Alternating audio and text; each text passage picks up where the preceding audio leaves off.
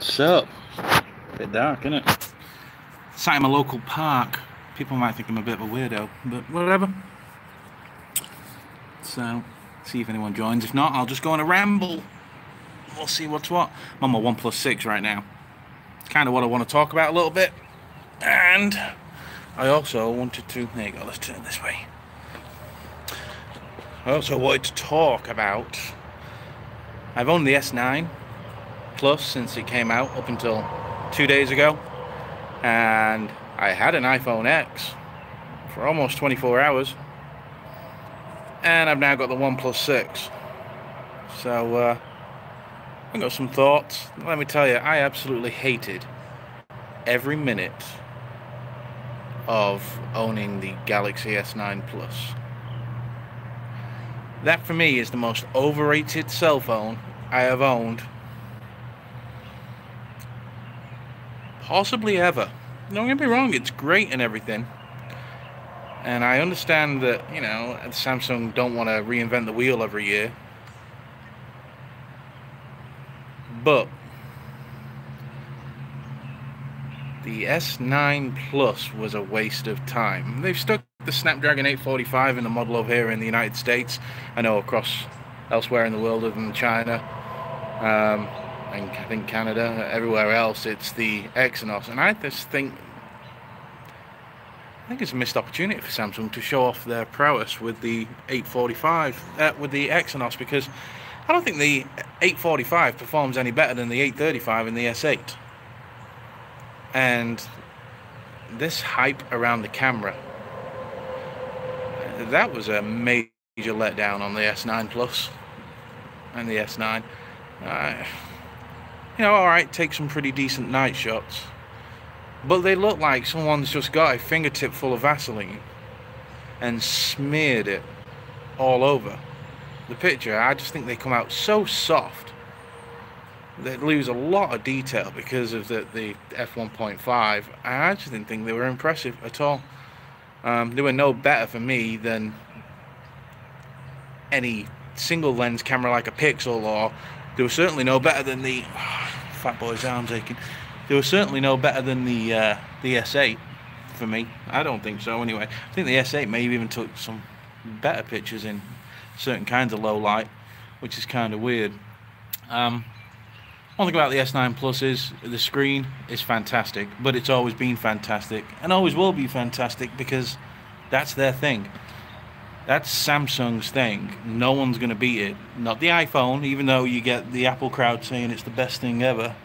It isn't. It's not going to beat the Samsung AMOLED screen.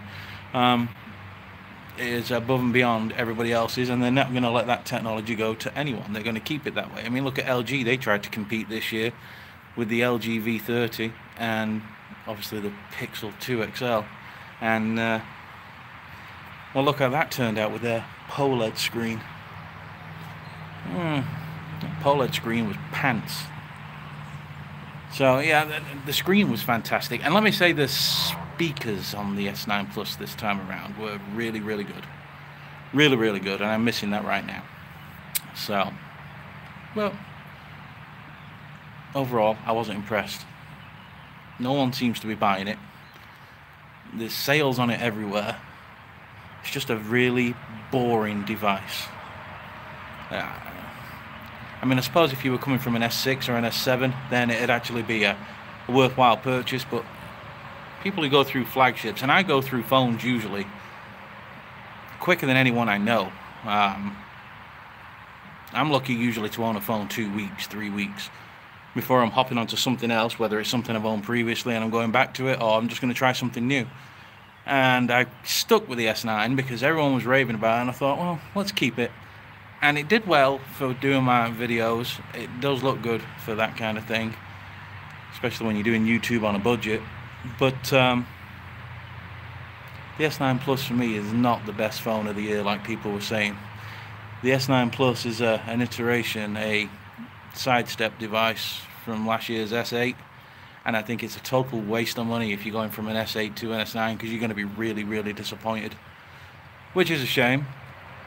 But and that then moves me on, because I was waiting to get rid of it, and I traded it for an iPhone 10. Whew. Where do I start with that? I mean, I've had an iPhone 10 before, so I knew what I was getting into. I had it when it very first came out.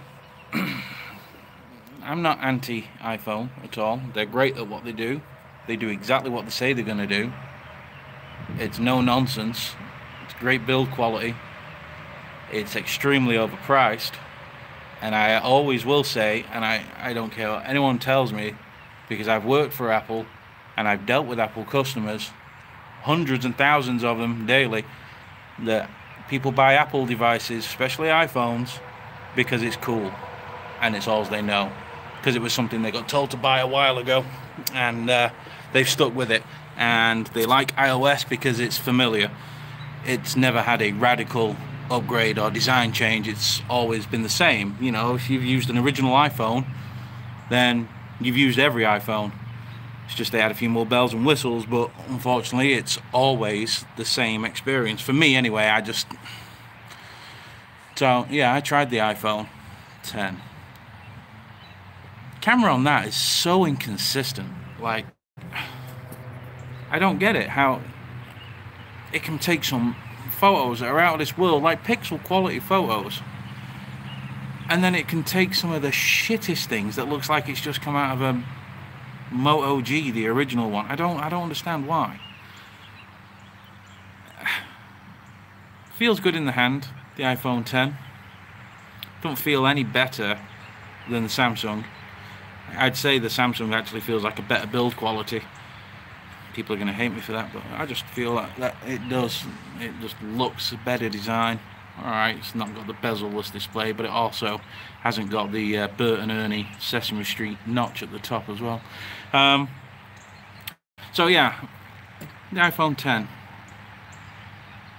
I don't know what it is about iOS.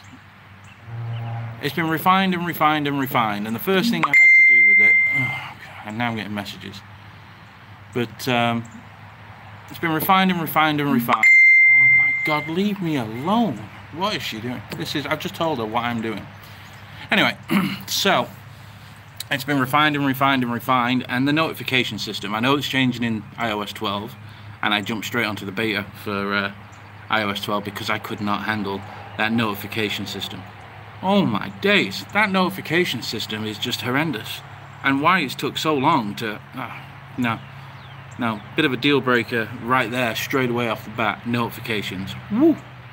Apple, how can you have this much time in developing a system, an operating system, and have a notification system that works like that on your lock screen? Holy shit! I looked at it and I just wanted to turn my phone off. It's like, why would you... What? Who's the fuck? Johnny, you're a fellow Englishman. You didn't realise that looked like crap? No, obviously not, because you're more interested in aluminium. Anyway, so yeah, the iPhone 10 was nice and everything. Certainly not a $1,000 phone. Nowhere near $1,000. So we got rid of that, and today my OnePlus 6 came. Now I've had every OnePlus phone from the very original. I was one of the lucky ones to get one of the very first invites when it first came out. And they've always been massively impressive for what you get. And I feel that the OnePlus 6 this year has gone a lot further than it has done previous to bridge that gap between what it is, being like a mid-ranged price device with flagship specs. It took a major step this year, I think, to becoming a flagship device with very little compromise. People are going to moan about wireless charging. I tell you, 95% of the people I know, they have no idea about that wireless charging, and if they do, they don't care about it. Just because it's got a glass back does not mean it has to have wireless charging. I don't know who made that rule up, and it's also not IP rated, but it is supposedly, I'm going to say water resistant, splash resistant, let's say, and things like that. If you look at Jerry Riggs, Jack's Jerry Riggs, everything, whatever, he rips the phone down and you see all the seals and everything in there. It's been made purposely to withstand splashes and things. So okay, it doesn't have the IP rating, but let me just mute this. This is stupid.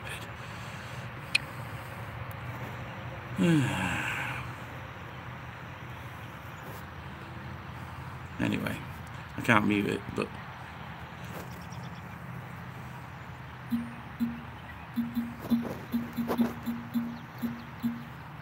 let me do this. There you go. Right. So, lost my train of thought now because she's messaging me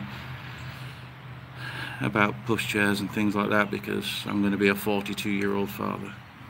Yeah, anyway, so who said wireless charging has to be there on a phone with a glass back? It doesn't. It doesn't, and people are not realizing that to make a phone at $529 starting price with absolute top specs, the latest Snapdragon 845, 128 gig, sorry, 64 gig for the 529, 579 you can get 128 gig, 629 you can get 256 gig, 629 that's still over $200 cheaper than the S9 Plus, and nearly $300 cheaper than the iPhone with 64 gig. It's got an AMOLED screen, alright, it's 1080p. But I dare any Samsung fanboy to come and tell me that it looks worse, because when you open your Samsung up out of the box and you turn it on and you start using your Samsung, it's set to 1080p. And the amount of people that I know that own a Samsung device who didn't know that, and they've been sat there using it, going on about their, as they call it, 4K screen, even though it's a 2K screen. I had to tell them, no, you're not looking at a 2K screen, it's set to full HD, well, full HD plus, whatever, it's 1080. So yeah, it looks every bit as good. May not be as bright as Samsung's, and like I say, Samsung do make the finest panels because it does get a lot brighter and it can do the Quad HD. But when it comes to 1080p, this is every bit as good. The iPhone screen, yeah, it's nice. It is nice. It has a strange hue to the screen, like the LG did. Not as bad, but it has a very weird yellowy tint to it at times. But yeah, so OnePlus are bridging that gap. The camera on this thing, there's been an update recently on it. This camera is really good. I've just took some shots with it. Now don't get me wrong, the S9 is going to be more consistent, and I'm not going to say the Apple. The S9 Plus and the S9 are going to be more consistent at getting the good pictures straight away. You could probably say 7 or 8 out of 10 of your photos are going to be great when you just point and click. Whereas on the OnePlus I'm finding maybe 6 out of the 10 are really good. On the iPhone it was about the same as the OnePlus. I don't think the camera is any better on the iPhone, and the microphones on the iPhone for video were terrible. I just don't get it, whereas I find the audio on the OnePlus brilliant. The S9 was pretty good, but I think the audio on this thing is fantastic. So I'm really digging it. I was really bothered about the notch on the OnePlus, but I think having used the iPhone X for the last 24 hours and seeing that great big nerd thing across the forehead of it, I don't see it as much on this. It's a tiny little notch, so it's not bothered me one bit. The chin's there. People go, oh yeah, it's got a notch and a chin. Well, I said the same thing. I laughed about it. I was like, why would you have a chin if you're going to have a notch? There's no point. But now I know why, and it's to do with the gestures. I use the gestures on this. I've used them since I got it out of the box. I think the gestures work great. Some people say they're a bit finicky. I have no problem with the gestures on the OnePlus 6. I think they work fantastic. But you need the gestures because you need to swipe up from the very bottom of the phone, not just the bottom of the screen. So that's why you've got a chin. The build quality on this thing is fantastic. It's as good as any phone out there. I've got the Midnight Black, not the Mirror Black, and it looks great with that shimmering S across the back. The only thing I do find, I wish they put some sort of coating on it, because it's quite possibly the most slippery phone I have ever held. So right now I've got the cheap case on it. I should have bought one from OnePlus, but what, the nylon one, and it's sold out. Come on, OnePlus, get your shit together. So we'll probably end up going with a carbon case, or we'll just get something off Amazon, because alright, it comes with a case, but it's kind of crap and it spoils the look of the phone. Sound quality from the speaker, before I updated it today, it was absolutely pants. It was terrible. It sounded like the kind of speaker that you got in the Super Mario LCD games back in 1982. It was shit. But an update's come out today, and it's come out, not today, but it's come out in the last few days anyway, last couple of days, And the sound from it, I'm not saying it's a good speaker, because it's not, and this is obviously one of the other places where they cut corners, but they give it a bit more of a fuller sound. It's like they've adjusted the EQ for it, and it has made a difference. It's pretty good. Video on this seems to be pretty good.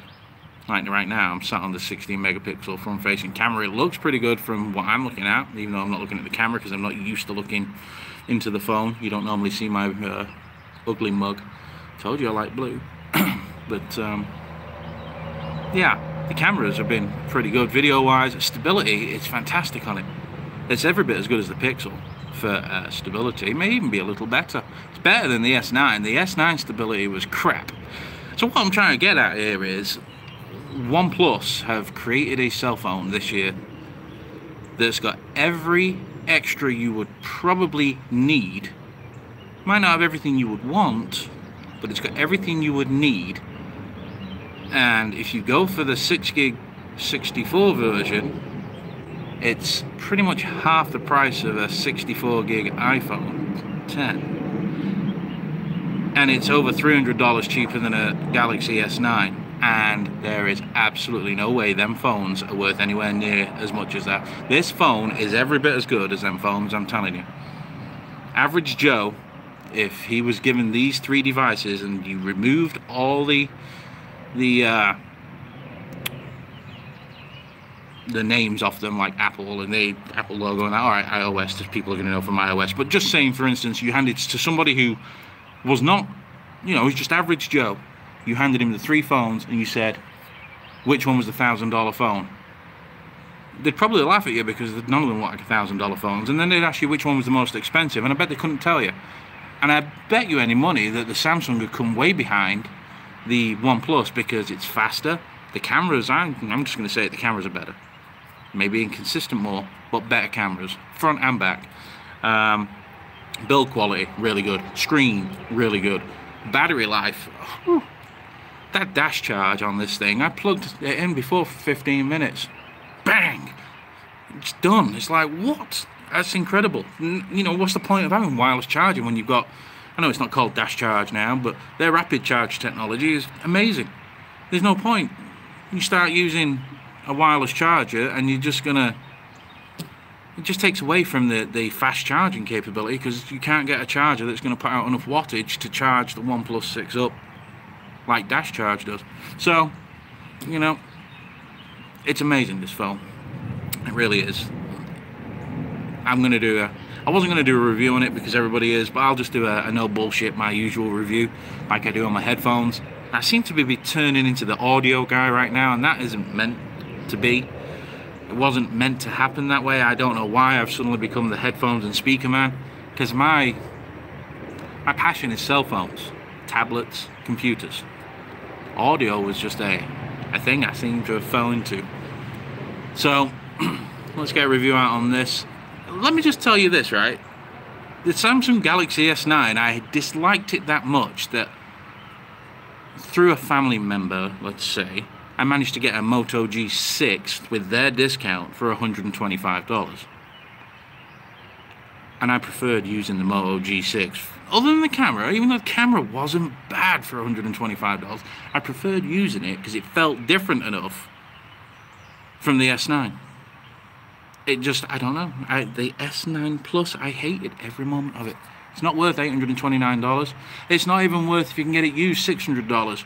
Go and buy an S8 for $300 or $400. You're going to get 95% of what that phone is.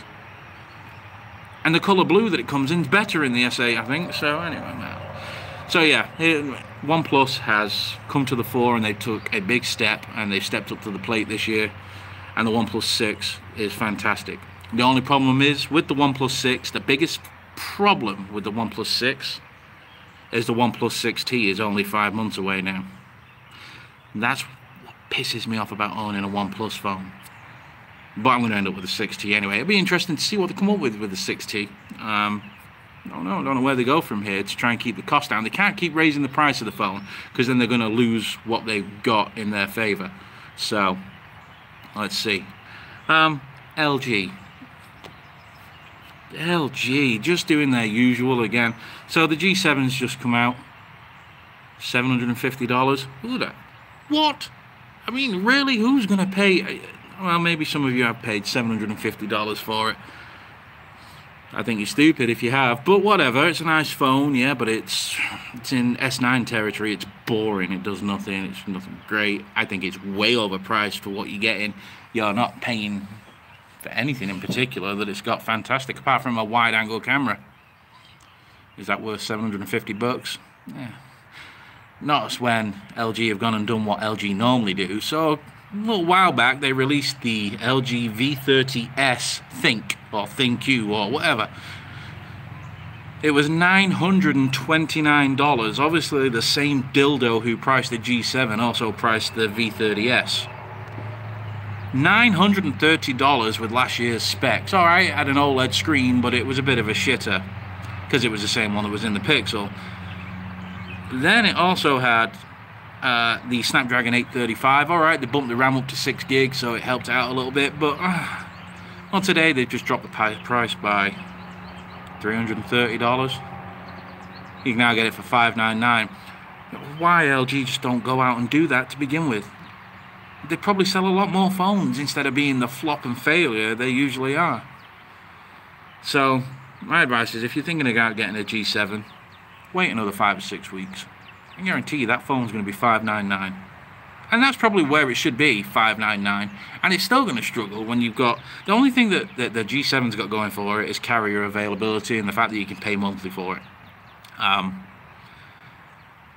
Other than that, it's going to struggle, especially with this thing, the OnePlus 6, that's in the realms at that money, $529. I mean, $30 more than $599. You get 8 gig of RAM and 256 gigabytes of storage, and a camera that's better than the G7's. You know, it just doesn't make sense. LG would just fail. Anyway, I'm gonna get going. Just thought I'd sit here and ramble in the park, talk about my new phone and talk about my last 2 phones. iOS. Never going to be a lover of iOS unless they radically redesign that, like I said today on Twitter. It just reminds me of, let me tell you, one of the greatest moments I had using a cell phone was the original iPhone. Powering that on for the first time and swiping the screen. Don't get me wrong, I'd used touchscreen devices before, but the fluidity and the smoothness, and there was nothing like it. Problem is, I turned on the iPhone 10 and I felt exactly the same way.